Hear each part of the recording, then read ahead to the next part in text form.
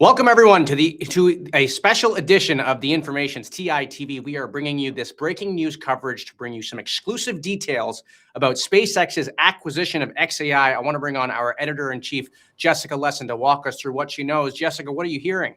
Akash, I am hearing as of seconds ago that SpaceX bought xAI for $250 billion. So we can exclusively report that price. Obviously, Elon announced this unprecedented deal minutes ago, but as of seconds ago, we can report the $250 billion price tag that SpaceX paid for xAI. So $250 billion. Let's talk about what SpaceX is getting for that price. I mean, xAI, we know they have from our own They're getting a bill, Akash. This is what they're getting. They're getting that compute bill. So obviously, and this deal has been developing over the last several days, just to be announced as we speak. SpaceX's CFO is on the phone with investors, walking them through the details. And really, the only way to understand this deal is that to be in the AI race, you need almost unlimited capital these days.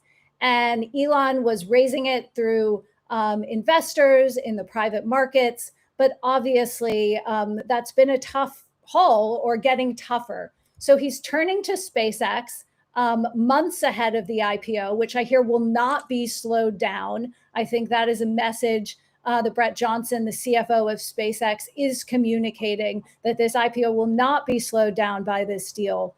And he's looking to their balance sheet as well, and probably not their balance sheet as much as their capital raising ability to keep Elon in the AI game. So some very big questions hanging out there.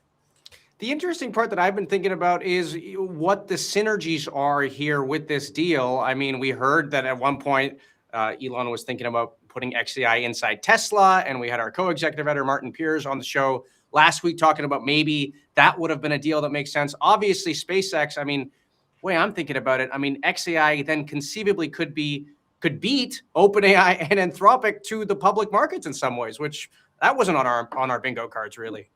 That's an interesting way to put it. And I think it's a fair point, Akash, because we're seeing a couple things play out. We're seeing the macro story of the race of these major tech companies to the seemingly friendly public markets, but we'll find out. And then we're seeing specifically the still money losing AI companies kind of jockey to figure out their position in that. Is it Anthropic? Is it OpenAI? What's the game theory there? You know, SpaceX, though, was in a different camp. I think I came on here and I said when I was at Davos, the Wall Street bankers are giddy about the idea of a SpaceX IPO, and they're kind of nervous about an OpenAI IPO and how it's going to be received. I guess we're just sort of combining them too, although SpaceX is clearly the bigger established business. And I think, you know, will clearly want to tell a story about how it's now going to use its leadership in space to maintain and establish a leadership in space data centers. But we are seeing a marriage of those two narratives for sure. Once again, if you're just joining us, we've just broken the news that SpaceX is acquiring xAI for $250 billion. The Information has exclusively reported that price. Jessica, I want to ask you a little bit about the reporting questions that you have as the editor-in-chief here. I mean, what are you wondering here about the terms of this deal, how the talent empires of SpaceX and xAI, how they start to work together? We obviously know that when you have different teams coming together, sometimes there can be friction in some cases. I wonder if you see any of that playing out in the coming months. Well, the first question is really the state of each of these businesses. So stay tuned for that. I'm out here chit-chatting. We have a lot of reporters working the phones to bring folks more information about that.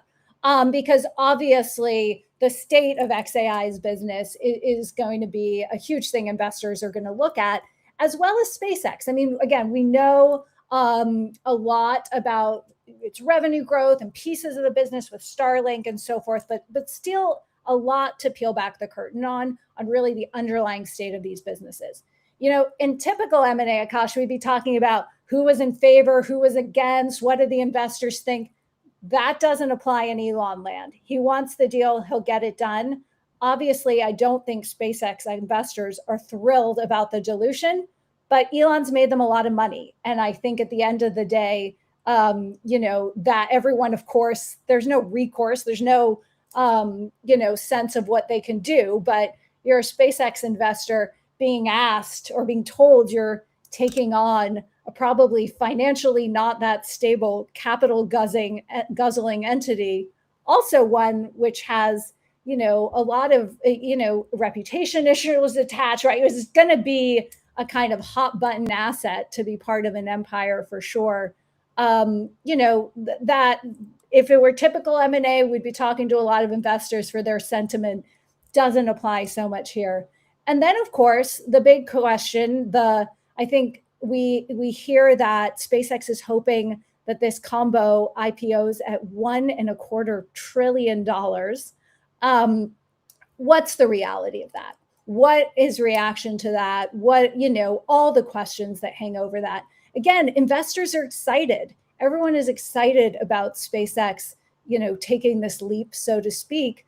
And, you got to hand it to Elon. He just twisted the story at maybe the 9th hour. I don't know exactly what hour we're in, by saying, oh, and it's also going to include perhaps this very exciting new asset, but also this very complicated new asset. So obviously what public investors are thinking about. And I think you raised a great point. How does this change potentially the timelines for folks like Anthropic, folks like OpenAI, that kind of think there's some premium to being kind of first out of the gate and being a way for the public markets to get their hands on these foundation models. So all great questions that hopefully we can answer soon.